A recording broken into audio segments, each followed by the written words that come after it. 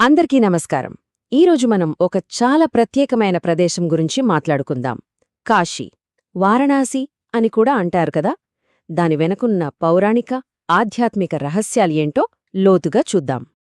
స్కందపురాణంలో ఒక అద్భుతమైన మాట ఉంది. అదేంటంటే, కాశీలో మరణమనేది ఒక ముగింపు కాదు, అది విముక్తికి ఆరంభం. అంటే ఇక్కడ ప్రాణం విడిస్తే మోక్షం గ్యారంటీ. అసలు కాశీకున్న ప్రాముఖ్యతకు ఇదే పునాది. అయితే ఇక్కడే మనకో ప్రశ్నొస్తుంది. ఇన్ని పుణ్యక్షేత్రాలుండగా ఈ ఒక్క నగరానికే విముక్తికి అంతిమ ద్వారమనే పేరు ఎందుకొచ్చింది? ఈరోజు మన విశ్లేషణలో దీనికి సమాధానం వెతుకుదాం. కాశీకథ ఎప్పుడు మొదలైందో తెలుసా? సృష్టి జరగడానికి ముందే.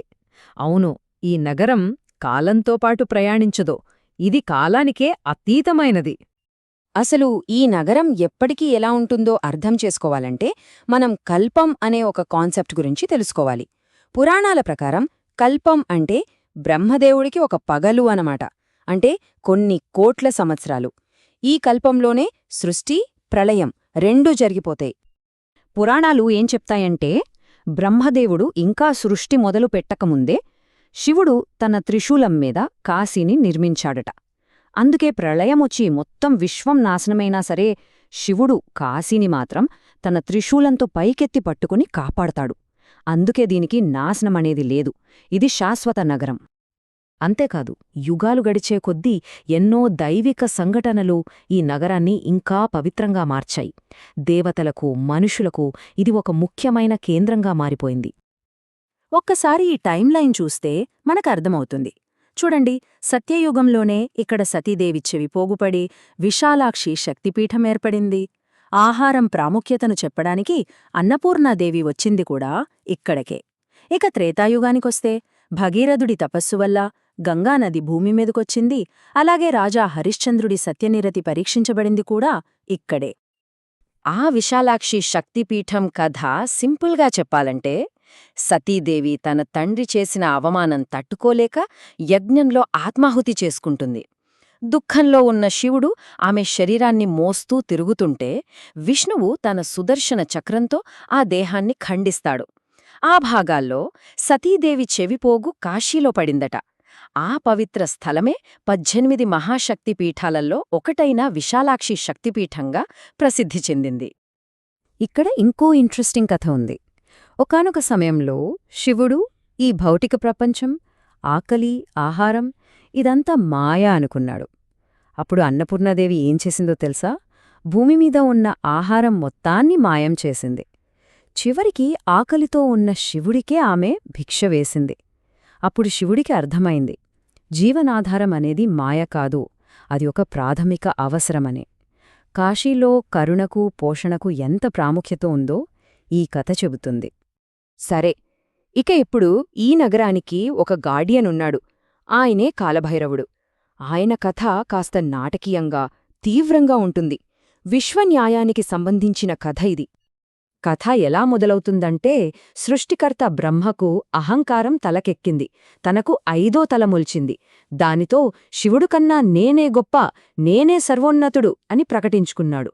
ఇది విశ్వంలో ఉన్న బ్యాలెన్స్ని దెబ్బతీసింది. దీంతో శివుడికి కోపం వచ్చి తన 3వ కన్ను నుండి కాలభైరవుడిని సృష్టించాడు. కాలభైరవుడు వెంటనే వెళ్లి బ్రహ్మ 5వ తలను ఖండించాడు. కాని అలా చేయడం వల్ల బ్రహ్మహత్యా పాతకం చుట్టుకుంది. ఆ పుర్రె అతని చేతికి అతుక్కుపోయింది. ఆ పాపం పోవడానికి ఎన్నో ఏళ్లు 14 లోకాల్లో తిరిగాడు.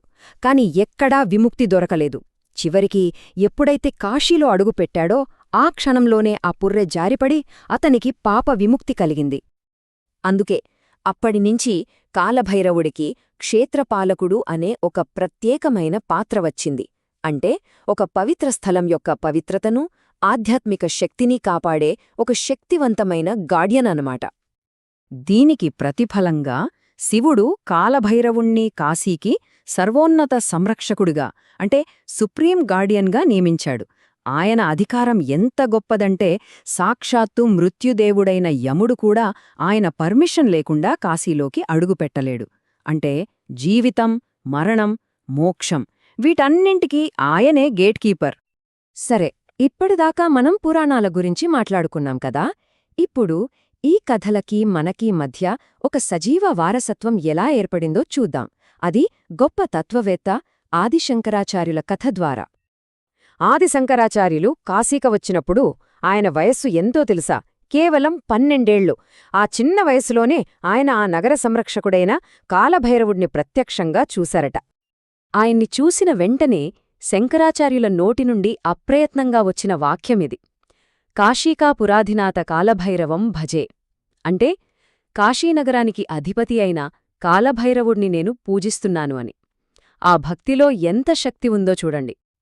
అంతే, ఆ క్షణంలోనే ఆ యువ శంకరాచార్యులు కాలభైరవాష్టకాన్ని రచించారు. అదొక 8 శ్లోకాల స్తోత్రం. భయం, నెగటివ్ ఎనర్జీ పోవాలంటే ఈనాటికి లక్షలాది మంది ఈ స్తోత్రాన్ని పఠిస్తారు. చూడండి, ఆ దైవిక సంరక్షకుడికి మానవ భక్తికి మధ్య ఉన్న బంధం ఎంత బలమైనదో. సో ఫైనల్గా కాశీ ఎందుకు ఇంత ప్రత్యేకంగా నిలిచి ఉంది? ఒక్కసారి మతిమతిగా చూద్దాం. మొదటిది, ఇక్కడ మరలిస్తే మోక్షమొస్తుందనే అంతిమ వాగ్దానం. రెండవది, ఇది ప్రళయాలకు కూడా నాశనం కాని నగరం. మూడవది, కాలభైరవుడి లాంటి ఒక శక్తివంతమైన సంరక్షకుడు ఉండటం. చివరిగా, ఇక్కడి కథలు, పూజలు, స్తోత్రాల రూపంలో ఈ రోజుకి బ్రతికే ఉన్నాయి. ఇదంతా చూస్తే మనకొక ఆలోచన వస్తుంది. అసలొక నగరం కాలంతో పాటు ఎలా నిలుస్తుంది? కేవలం ఇటుకలు, రాళ్లతో కట్టిన కట్టడాల వల్ల, లేక దాని వెనుకున్న విశ్వాసం, కథలు, తరతరాలుగా వస్తున్న ఒక నమ్మకం వల్ల? దీని గురించి ఆలోచించండి.